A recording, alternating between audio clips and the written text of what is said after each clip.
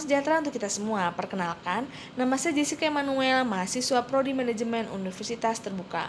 Pertama-tama, saya mengucapkan banyak terima kasih kepada Ibu Rona selaku tutor serta seluruh rekan-rekan mata kuliah pelajaran Bahasa Indonesia atas kesempatan dan waktu yang diberikan kepada saya.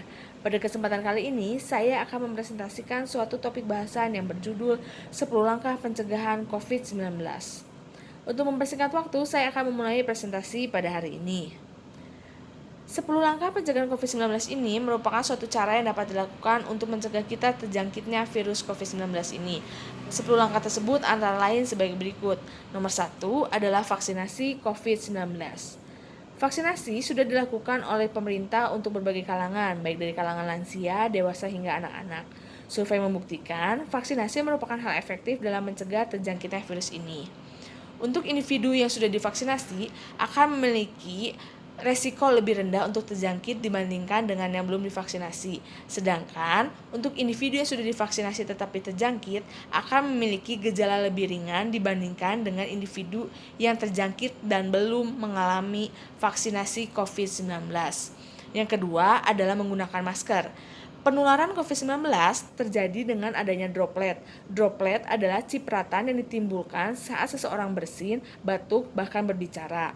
Oleh sebab itu, masker merupakan alat pelindung diri yang wajib digunakan oleh setiap individu. Masker ini tidak hanya untuk melindungi orang-orang di sekitar kita, tetapi untuk juga melindungi diri kita sendiri. Yang nomor 3 adalah mencuci tangan. Mencuci tangan juga merupakan hal penting yang tidak boleh dilewatkan atau tidak dilakukan. Banyak tempat sudah menyediakan tempat mencuci tangan, seperti rumah makan, rumah sakit, pusat perbelanjaan, pusat bermain, maupun tempat ibadah. Yang selanjutnya adalah menggunakan hand sanitizer. Survei membuktikan kandungan dalam hand sanitizer efektif dalam membunuh kuman.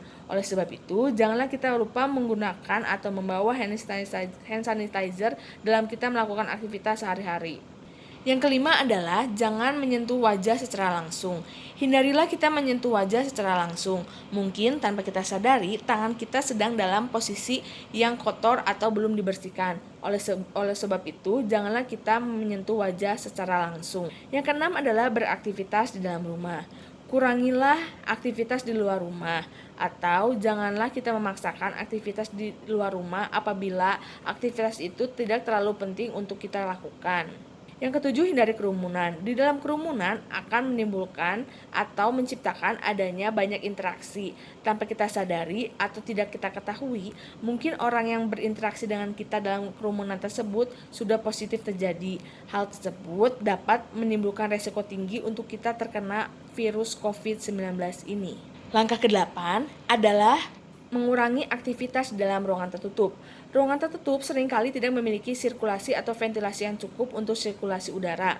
Ruangan yang kurang ventilasi akan menimbulkan adanya percepatan pergerakan virus COVID-19 dalam penularan COVID ini. Yang kesembilan adalah jaga jarak. Gunakanlah pembatasan jarak 1-2 meter dalam kita melakukan komunikasi atau interaksi dengan orang di sekitar kita. Hal tersebut adalah untuk melindungi kita dan untuk mencegah virus COVID-19 ini. Yang ke-10 adalah gunakan desinfektan. Desinfektan ini dapat digunakan dalam membersihkan ruangan maupun alat-alat atau benda-benda yang telah kita gunakan. Marilah kita mulai sadar dalam pentingnya dan wajibnya dalam pencegahan COVID-19 ini. Mulai dari diri kita yang mulai sadar dan mulai melakukan dalam penggunaan seperti masker, mencuci tangan dengan hal yang lainnya. Hal tersebut tidak hanya untuk melindungi diri kita, tetapi orang-orang di sekitar kita dan juga saudara-saudara kita dan keluarga kita. Apabila kita terkena, mungkin kita takut atau ragu untuk melaporkan, segeralah laporkanlah dan segeralah lakukan isolasi mandiri. Demikian presentasi saya pada hari ini. Semoga presentasi saya ini dapat bermanfaat dan mohon maaf apabila ada kesalahan dan kekurangan dalam penyampaian presentasi pada hari ini. Sekian presentasi saya pada hari ini. Saya mengucapkan banyak terima kasih.